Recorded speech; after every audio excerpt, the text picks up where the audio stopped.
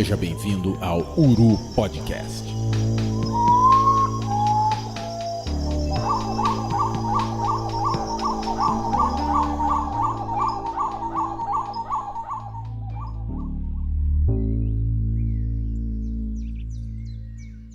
Olá, meus amigos, estamos aqui reunidos para mais um Uru Podcast. Esse projeto que já começou dando o que falar. Esse é o nosso terceiro episódio, após o nosso piloto e o nosso episódio especial número 1, onde nós comemoramos o aniversário da revista Uru, 4 anos gerando conteúdo relacionado ao mundo das aves. E hoje a gente está aqui reunido para falar de um tema que eu acho simplesmente sensacional. Mas antes de mais detalhes, eu vou chamar nosso amigo Henrique Júnior para dar um alô pra gente aqui abrindo os trabalhos. Fala, Henrique. Olá, Will. Olá, ouvintes. É um prazer estar aqui novamente e esperamos vida longa aí para esse projeto. Vamos falar de um tema muito legal hoje. É isso aí, Henrique. E para abrilhantar a nossa mesa hoje, a gente chama mais um amigo para falar desse tema bacana, Leonardo Marujo. Fala aí, Léo. Bom dia, boa tarde, boa noite a todos os ouvintes aqui do Uru Podcast. Para quem não me conhece, eu sou o Leonardo Marujo, sou estudante de graduação de Biologia pela FMG. É um prazer enorme estar aqui, né, contribuindo para esse projeto, ainda mais hoje, que é um tema que eu nem gosto, né? Entregando que o programa de hoje será sobre beija-flores, eu chamo meu amigo Frederico Blanco para abrir os trabalhos. Fala, Will, é sempre um prazer, como eu sempre falo, inclusive, né, participar das gravações aqui do Uru Podcast, dessa vez falando aí sobre os nossos beija-flores, né, que são aves muito populares. Então, espero que todos gostem desse episódio, espero que curtam, comentem, compartilhem com os amigos, e é isso, vamos que vamos. Realmente o tema de hoje ele é um tema muito caro a todos nós. Eu, pessoal, sou Will Mesquita, apenas um farmacêutico passarinheiro que está aqui com vocês falando sempre de temas legais nesse podcast. Uru Podcast.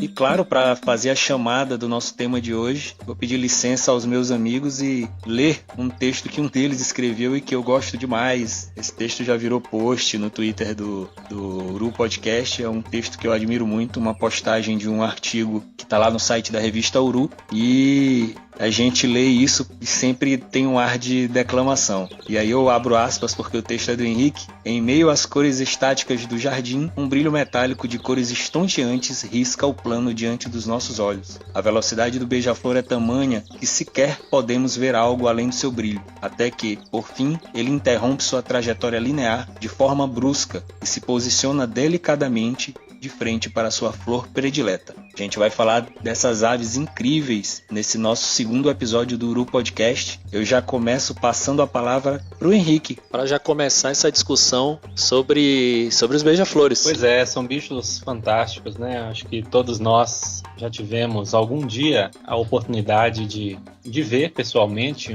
um beija-flor, pelo menos nós que moramos aqui nas Américas, né? E sabemos o quão mágico é observar esses bichos. Então, os beija-flores são aves bem pequenas, né? Com tamanho bem diferente, tamanhos e pesos bem diferentes dos bichos, dos passarinhos que a gente conhece e que habitam as Américas. Eles existem desde lá do Alasca até a Terra do Fogo, na Argentina, num total de aproximadamente 370 espécies diferentes, das quais 87 elas ocorrem aqui no nosso Brasil, que é um verdadeiro paraíso para os observadores de beija-flores. Desses beija-flores, 18 só ocorrem aqui e em mais nenhum lugar do mundo, né? São conhecidos como endêmicos, são aves que existem em algum lugar e não existe mais em outros. Tem uma diversidade fantástica. Próximo ao Equador, a região andina, amazônica, tem uma variedade imensa e à medida que se aproxima dos trópicos, lá no Alasca, também já chegando mais para o sul, essa variedade vai caindo. Então são aves fantásticas que a gente vai falar um pouquinho sobre elas hoje, apresentar um pouquinho desse universo tão incrível que são dos beija-flores. É uma coisa que sempre me chamou muito a atenção, assim, quando a gente fala de beija-flores e principalmente dessa distribuição geográfica que o Henrique falou, né, restrita às Américas atualmente, é que, por incrível que possa parecer, os fósseis mais antigos dessas aves são da Europa, né? São fósseis de 30 milhões de anos atrás, foram encontrados na Alemanha. Então a história natural dos beija-flores ela já se espalhou por uma área um pouco maior do que a dos tempos atuais. E outras curiosidades como essa deles já terem existido no Velho Mundo, tem uma muito interessante que é a questão da filogenia deles, né, Léo? Isso mesmo, o caso da filogenia dos beija-flores é muito interessante, porque pode não parecer, mas eles são muito aparentados aos andorinhões, né, da família Apodidae, e também algumas aves que ocorrem aqui no Brasil, os bacuraus, e outros grupos que não são daqui, né, que temos aqui os ergoteliformes, os odargiformes, steatornitiformes e mais alguns outros grupos, que agora eles foram todos unidos para formar os caprimugiformes, no qual os beija-flores estão inseridos, formando essa grande ordem, desde os bacuraus até os andorinhões e beija-flores. Bom, apesar de que existe o extremo da gente ver que bacurau é parente próximo de beija-flor, quando a gente pensa nos andorinhões, já é mais fácil da gente buscar algumas associações morfológicas que possam unir esses grupos, né, Henrique? Exatamente, tanto em um caso quanto outros são bichos completamente adaptados para o voo, né? Então são aves que foram feitas para viver no limite do voo. Os andorinhões têm a particularidade de um voo muito rápido e sempre retilíneo, e o beija-flor levou essa questão ainda além, né? Ele faz voos que são em qualquer direção, também tem esse desenvolvimento das asas, né? São asas pontiagudas, tem as primárias, né? Que são essas primeiras penas, bem diferente a dimensão se comparado com outros grupos de aves, e também na questão dos pés, são aves que têm os pezinhos bem diminutos, né? Inclusive esse nome dos apodídeos, né? É basicamente sem pé, né? E é basicamente também a impressão que a gente tem ao ver um bicho desse voando. Não dá pra gente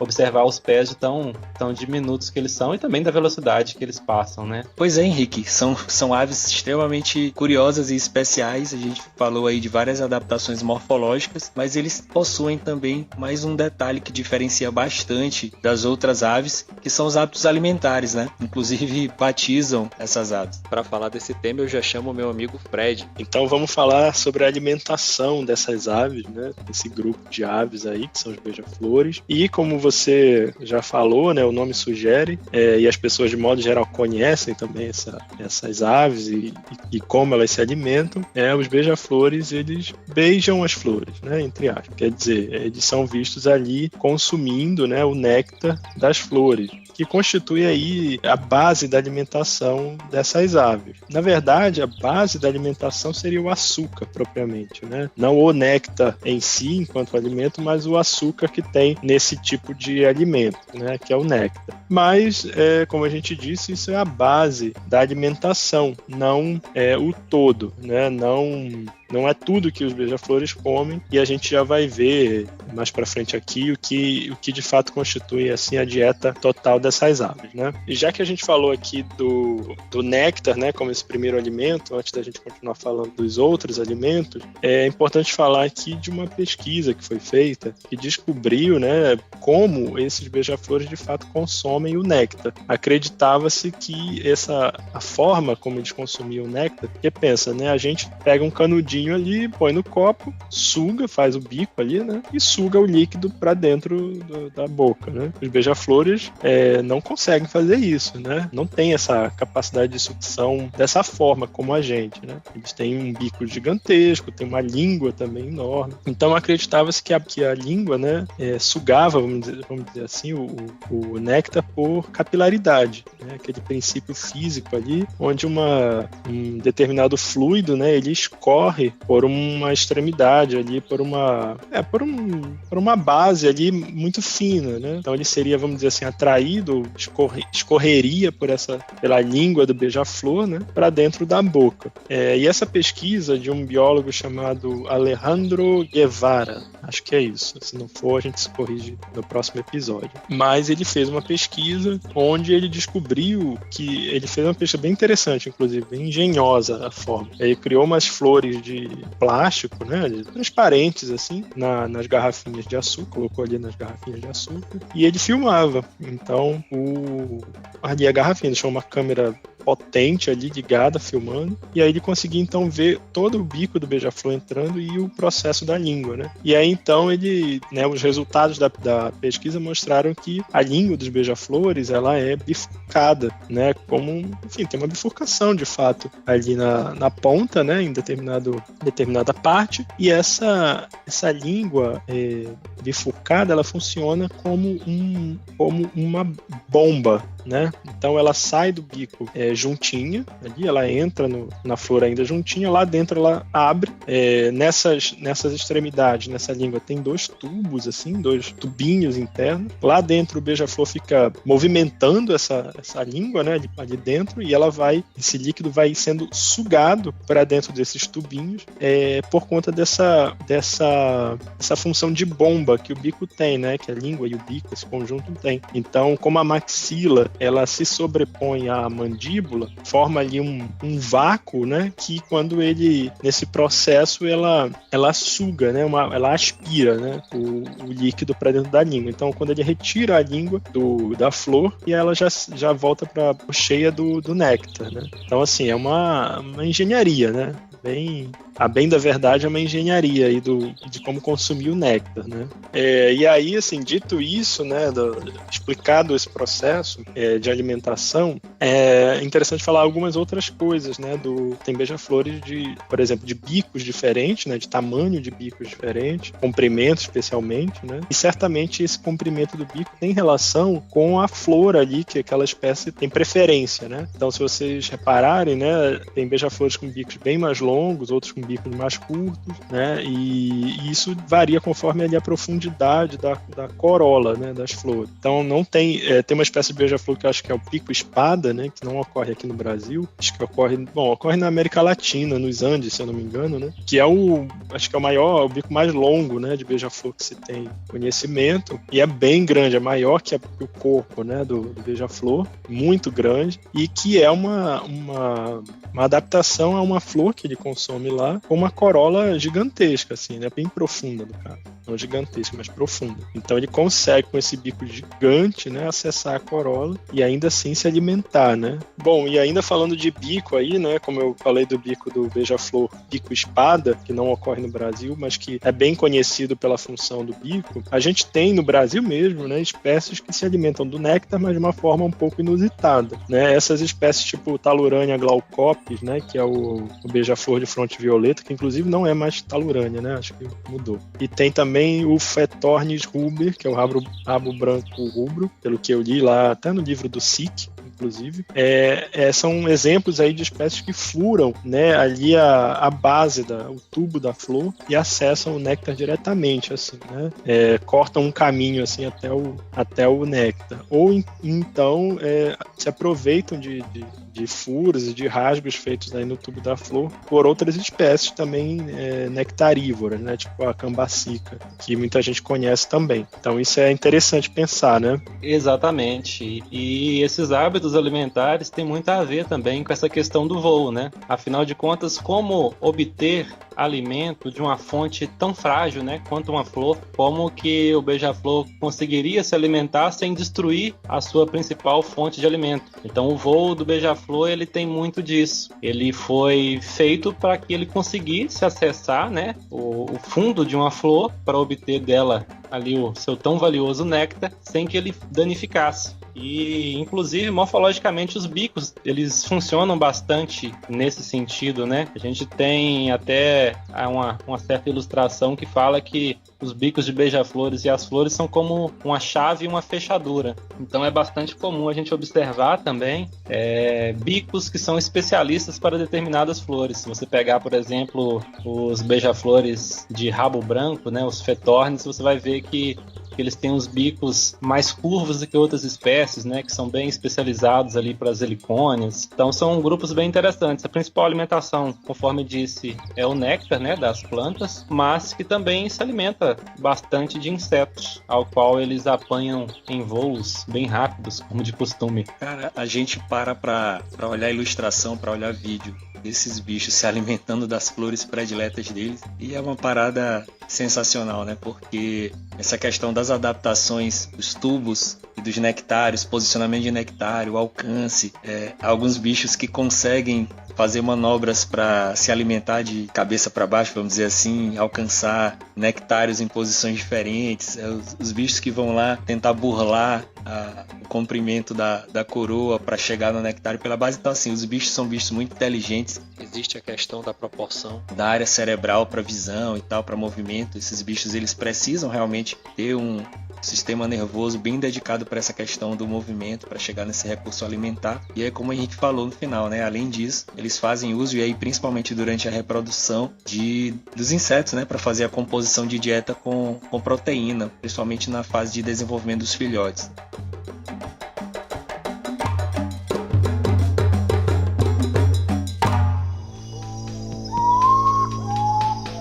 Uru Podcast.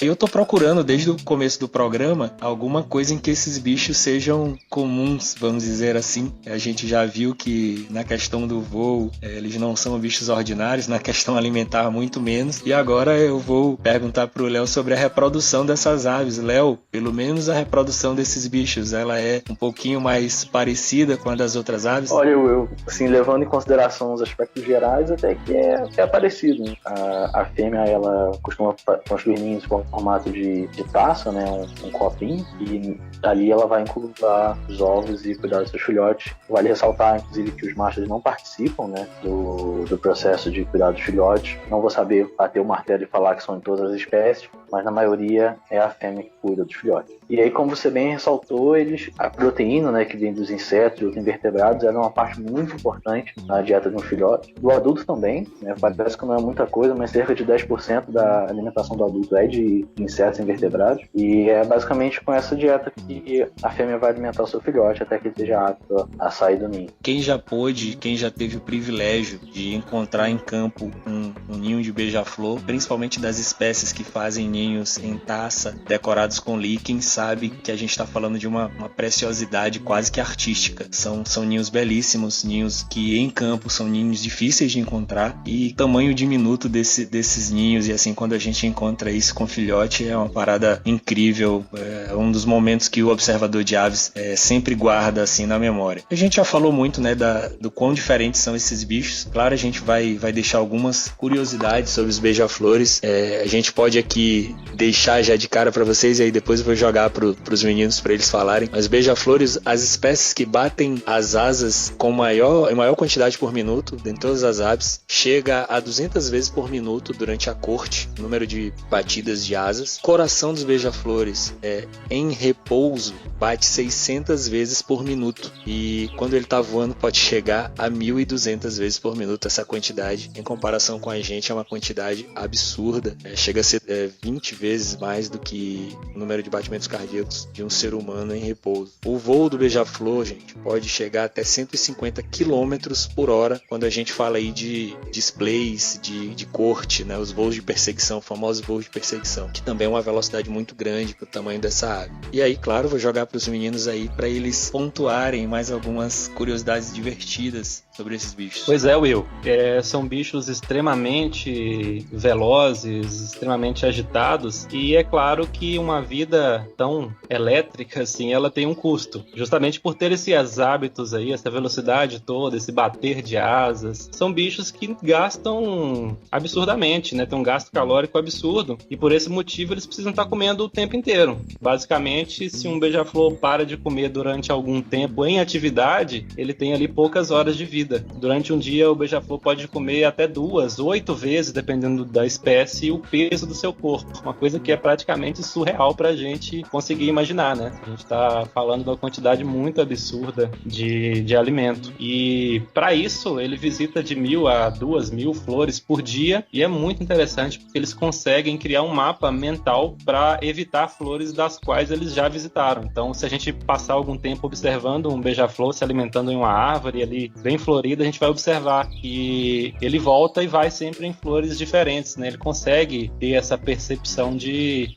flores que ele já passou antes. Então são bichos fantásticos, assim, que a gente certamente vai falar sobre eles por horas e ainda assim vai esquecer informações que de fato são aves incríveis. Uma coisa que é muito interessante nos beija-flores, né, é que eles são os menores vertebrados homotérmicos do mundo. Temos um mamífero, que é o musaranho, que chega a rivalizar, mas a menor ave é um beija-flor, que é do gênero Melissuga. Se eu não me engano, a Melissuga helene, o beija-flor abelha, né, que ocorre em Cuba, e ela pesa entre 1,5 grama e 2 gramas. Inclusive, a menor ave do Brasil também é um beija-flor, que é o Lophoornis magnífico, pesando de 1,5 grama a 2,8 gramas. E aí nisso também temos um beija-flor que ele bate os recordes, né? Ele pesa, se não me engano, 20 gramas, que é o Patagona gigas. Inclusive, se ele excedesse muito esse peso, ele já não seria capaz de realizar o voo librado, que é esse voo dos beija-flores, onde eles podem parar no ar e realizar várias manobras. E fazendo um adendo aqui, uma coisa muito legal que o Henrique comentou sobre o grande gasto energético que os beija-flores têm. Eles têm essa necessidade constante de estar se alimentando, né? Principalmente do néctar, que tem quantidade enorme de açúcar. Eles, durante a noite, eles entram em um estado de torpor, onde eles reduzem, se não me engano, pela metade a atividade metabólica deles, reduzem bastante também os batimentos cardíacos, e só assim que eles conseguem sobreviver, né, ao longo da noite. O torpor não chega a ser uma hibernação, ele é, simplificando, ele é uma pré-hibernação, e para acordar do torpor, o beija-flor leva cerca de 20, 30 minutos para reaquecer os motores, né, e sair voando. O Lophoornis magnífico é o nosso topetinho vermelho, ou topetinho magnífico, e o Patagona gigas, ele é o beija-flor gigante. Pois é, só quem tem um bebedouro em casa sabe o quão territorialista é um beija-flor tesoura, né? O bicho espanta até a gente se passar perto dele. E realmente os beija-flores têm muito disso, né? A gente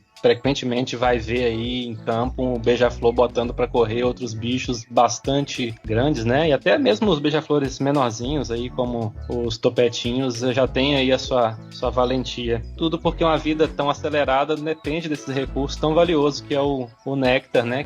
Então eles realmente levam isso muito a sério na hora de defender os seus territórios. E falando nisso, vamos falar um pouquinho sobre esse assunto, né? Tão polêmico, bebedouros de beija-flores. E aí, Will, realmente bebedouros causam problemas aos beija-flores? Causa diabetes? Beija-flor não pode comer açúcar? Explica isso pra gente. Bom, uma ótima pergunta essa do Henrique, porque existe esse questionamento eterno entre os observadores, entre as pessoas que curtem aves, de se questionar. E aí a resposta prática e direta é o famoso depende. Depende muito do cuidado de quem está preparando e dispondo dessa garrafinha para os beija-flores. Essa mistura, ela precisa seguir determinado padrão, né? Quantidade de açúcar e quantidade de água. Existem misturas próprias, mas você não precisa comprar aquela misturazinha mais cara lá. Você pode fazer em casa com açúcar e água tranquilamente. Porém, a higiene é essencial. Essa mistura, ela tem que ser trocada basicamente todo dia, porque ela não faz mal para os beija-flores, inclusive no inverno. Ela é um recurso até importante para as espécies que estão adaptadas a esses ambientes urbanos, porém, se ela ficar muito tempo lá, principalmente sob o sol, ela vai fermentar, e aí sim, se ela fermentar, ela vai fazer mal para as aves. Muito bem colocado. Então, em resumo, né, o que vai determinar se vai fazer mal ou não é justamente o cuidado que se tem. Então é essencial, quando se usa desse artifício, né, para atrair beija-flores, que são os famosos bebedouros, manter uma higienização correta, né, fazendo ali sempre a limpeza com água e usando também um pouquinho de vinagre, nunca utilizando produtos químicos como detergentes, sabões e outras coisas que podem ali causar algum tipo de reação, inclusive com o plástico do próprio bebedouro. E aí sim você vai prejudicar bastante essas aves. Claro, né, vale a pena ressaltar que a forma mais natural e eficiente de se ter beija-flores aí te visitando é cultivando as próprias flores. Então vale sempre a pena investir num jardim bem florido, às vezes até numa sacada de apartamento você já consegue ali inserir algumas plantinhas que vai te dar o prazer de observar de perto essas aves tão fascinantes. E aí o Henrique, ele já adentrou em mais um dos tópicos que a gente decidiu conversar hoje aqui, que é como atrair, né, essas aves que são sensacionais. Uma grande vantagem e ao mesmo tempo desvantagem, vocês já falaram, é a questão da territorialidade, né? Quando a gente tem um jardim com espécies de flores que atraem beija-flores, a tendência é que algum indivíduo tente dominar aquilo ali, mas aí a abundância vai gerar a facilidade da gente atrair mais espécies. Mas existem outras estratégias, né, Léo? Bom, falando em atrair beija-flores, né, para os arredores da sua casa, a melhor estratégia realmente é utilizar bebedouros e plantar flores, que infelizmente pode acarretar, né, um beija-flor só dominando aquele território todo. Mas quando você já está falando de um território um pouco mais amplo, né, talvez um sítio, uma chácara, é interessante plantar, né, diversas espécies de flores, a maior quantidade que se conseguir, né, que sejam ornitófilas, ou seja, que atraem beija-flores, e na maior extensão que você conseguir. Porque existe uma relação positiva entre a variedade e a abundância das espécies de flores com a variedade e abundância das espécies de beija-flores. Ou seja, quanto mais flores, quanto maior a quantidade, mais diversificadas forem as espécies, maior a quantidade de indivíduos que você vai atrair. Uma coisa que me chama a atenção nessa questão da observação de beija-flores é o tanto que eles são curiosos, né? A gente entra num território que tem uma ave aí desse grupo e às vezes até dependendo da roupa que a gente está usando, dependendo das cores, dependendo desses adornos que a gente esteja usando, o bicho chega bem pertinho, né? Eles são bem curiosos.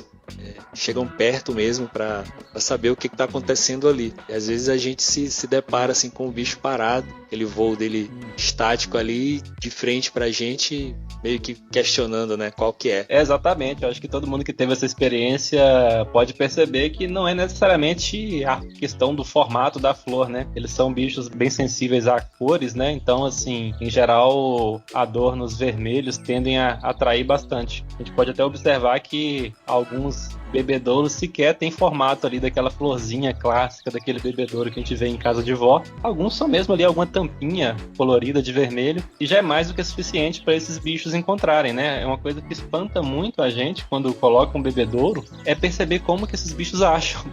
Já vi casos de pessoas em prédios, né, lá nas alturas e os beija-flores conseguem localizar. Então são aves que realmente impressionam a gente até nisso.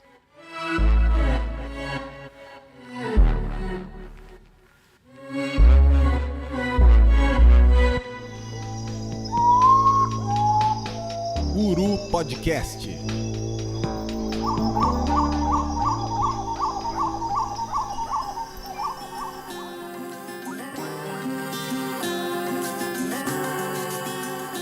Pois é, a gente já cobriu muito da biologia básica, né, dessas aves. Claro que tem assunto aí para muito tempo, mas a gente precisa entrar no território que muita gente que ouve a galera que sai para campo para ver esses bichos aí, acaba curtindo muito, que são as histórias que a gente traz sobre cada grupo de aves. Eu preciso perguntar pro Henrique e pro Léo quais são as espécies mais comuns aí nos arredores de onde eles vivem. Uma coisa interessante sobre os beija-flores é que, devido ao tamanho, né, a grande maioria dos beija-flores, é claro, toda regra tem exceção, existe espécie beija-flor migratória, mas a grande maioria deles são espécies com uma distribuição mais local. Algumas espécies se distribuem num espaço maior, mas com subespécies, mas existem muitos beija-flores restritos a determinadas regiões. E aí acaba que próximo ali de cada cidade, em cada ambiente, existem as espécies mais típicas, né? E aí eu queria saber do Henrique e do Léo quais são, assim, os beija-flores mais comuns onde eles estão morando hoje. Cara, aqui em casa, basicamente, é o beija-flor tesoura que controla a entrada de qualquer outro ser aqui, inclusive eu, né? O bicho é tão territorialista que é perigoso ele monopolizar até a casa da gente. Mas nas matas próximas a gente tá sempre encontrando alguns bichinhos bem legais, como o beija-flor roxo, como o beija-flor safira, e um que eu gosto bastante, que é o beija-flor rabo branco rubro, né? Que é um dos menores beija-flores que a gente tem por aqui e que frequentemente em campo a gente acha que é ali um inseto e na verdade é ele que tá voando pertinho da gente. Esses são os que eu mais tenho contato com ele. Aqui perto de casa, acho que, como em toda a maioria dos lugares aqui no Sudeste, é o beija-flor tesoura. Posso falar tranquilamente que é o mais comum. Inclusive aqui no meu jardim tem que já está nesse território há pelo menos 2 anos, né, se for o mesmo indivíduo. Mas quando já começo a sair aqui do meu quintal e vou circulando aqui os arredores de Belo Horizonte, tem algumas espécies bastante interessantes, mas acho que eu mais encontro são o beija-flor de peito azul, o beija-flor de canto, né, o Colibris serrirostas, e também o rabo branco acanelado, Cafetornis praeteris. Eles são os que eu mais tenho contato. E principalmente o beija-flor de canto, que ele é uma espécie bem comum, né, na Serra do Rola Moça, que é um lugar que eu gosto bastante de ir aqui perto. A cada 10 metros parece que já tem um novo indivíduo no território, é impressionante. Realmente varia bastante e curiosamente o Henrique ele mencionou o rabo branco rubro e é uma das espécies mais comuns aqui na área urbana daqui de São Luís. E aí a outra espécie é a espécie que domina praticamente todo o litoral nordestino, que é o Amazilia leucogasta, né, o beija-flor de barriga branca. Muito comum e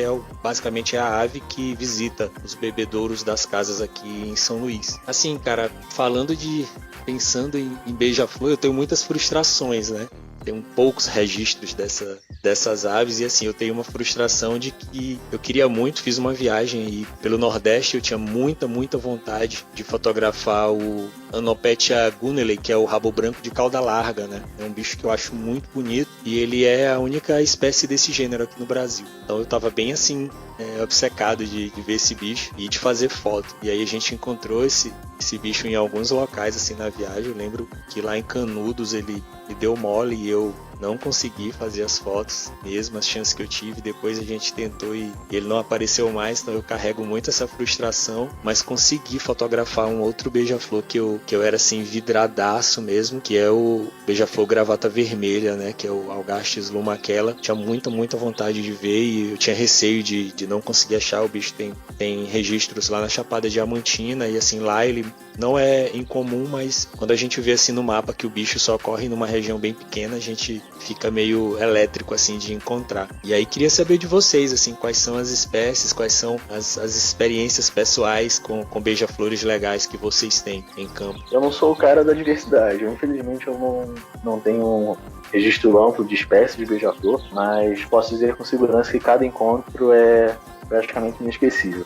Você falou da sua paixão pelo Algastes lumaquela, que é o beija-flor de gravata vermelha, e eu sou apaixonado pelo representante aqui do Sudeste, que é o Algastes cutatus, que é o beija-flor de gravata verde. Acho que o dia que eu encontrei esse bicho, eu nunca fiquei tão feliz. Eu fui no território lá na Serra do Caraça, que o meu amigo Marcelo Vasconcelos já tinha me dado a dica, e aí eu achei lá uns arbustos de arnítica, e aí eu fiquei lá, sentado, 30 minutos lá esperando o bicho. Aí ele apareceu, assim, maravilhoso, pegando certinho o sol na iridescência, naquele escudo verde na frente.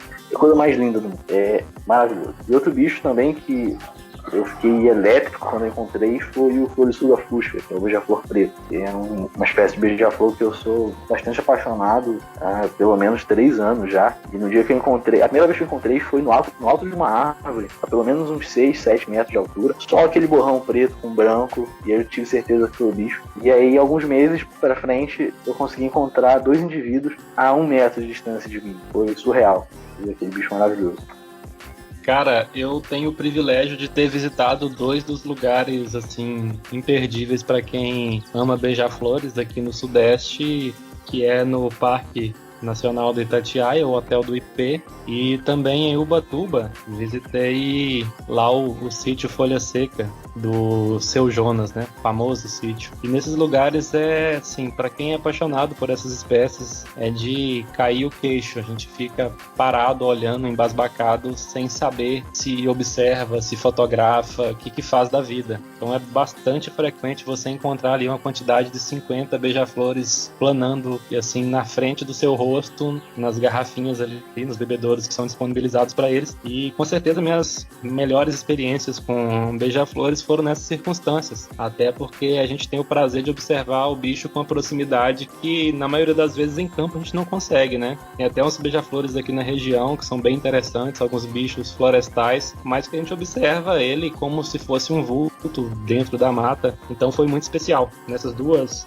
circunstâncias, especialmente no Folha Seca, que eu pude conhecer e ver de perto e fotografar um dos meus bichos preferidos, assim, quando se trata de beija-flores, que é o tupetinho verde. Então é uma ave extremamente minúscula, né? E de uma aparência absolutamente extravagante, é um bicho sensacional. Então esse com certeza foi um dos momentos mais incríveis que tive, assim, com beija-flores. E é impressionante vê-los numa quantidade absurda, né? São muitos bichos, muitos indivíduos ao mesmo tempo ali aparecendo, disputando aquele recurso, super valentes contra outros beija-flores grandes, né, como o beija-flor rajado. Então, assim, foi uma ocasião bem especial para mim. Em Itatiaia praia eu pude ver, mas bem vagamente, bem de longe, o topetinho vermelho, mas também apenas uma fêmea, então esse ainda me deve um encontro melhor. Mas o topetinho verde, sem dúvida, foi o meu ápice com beija-flor. Topetinho vermelho, que inclusive já foi tema de uma ficha técnica lá na revista uru.com, ficha técnica 3, que é Topetinho Vermelho, a menor ave brasileira. A gente obviamente deixa aqui a recomendação que você entre lá em revistauru.com e procure esse artigo, a menor ave brasileira, o Topetinho Vermelho, que é um bicho fantástico. E também já foi tema beija-flor, a gente leu esse texto, a introdução desse texto no início, nosso volume 7 da série Coleta de Campo, Beija-Flores Mestres do Ar, né? Esses artigos, a ficha técnica foi feita pelo Ronei, nosso colaborador Ronei Souza, e a Coleta de Campo 7 é um texto do Henrique Júnior, nosso amigo que está aqui participando do programa.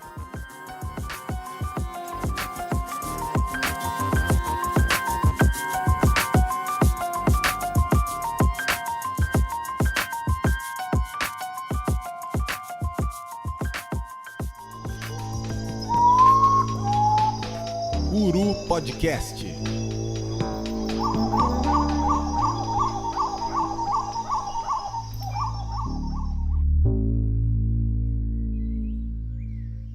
Pois é, pessoal, a gente falou bastante sobre essas aves. Eu tenho quase certeza que esse não será o último episódio que nós iremos gravar sobre esse grupo. A gente ainda, basicamente como a história do Topetinho Vermelho com o Henrique, ainda existem dívidas a serem pagas com esse assunto, com esse tema aqui, mas por uma questão de limite, de tempo, a gente vai encerrando esse nosso segundo episódio dessa primeira temporada do Uru Podcast. Obviamente aqui vou agradecer a todos vocês. A gente se dedica muito a produzir conteúdo que traga divulgação científica de qualidade e de forma democrática no Brasil. A gente da revista Uru considera que o país está precisando muito de difundir esse tipo de discussão sobre biodiversidade, sobre conservação, e a gente sempre que possível vai trazer essa temática para vocês nesse formato de podcast, sempre lembrando que o nosso projeto ele é o projeto que é derivado da revista Uru, que é o grande projeto por detrás disso. Meu nome é Will Mesquita, agradeço todo mundo aqui, mando um abraço especial para a galera que interage com a gente no Twitter, e aqui passo a palavra para o Leonardo Marujo, para ele se despedir e falar para a galera como é que ele pode ser encontrado nas redes sociais. Beleza, Will, obrigado. Inclusive, fico muito feliz em saber que esse não é o último podcast do Beija-Flores, porque se fosse falar cada caso aqui, a gente levava pelo menos umas 2 horas.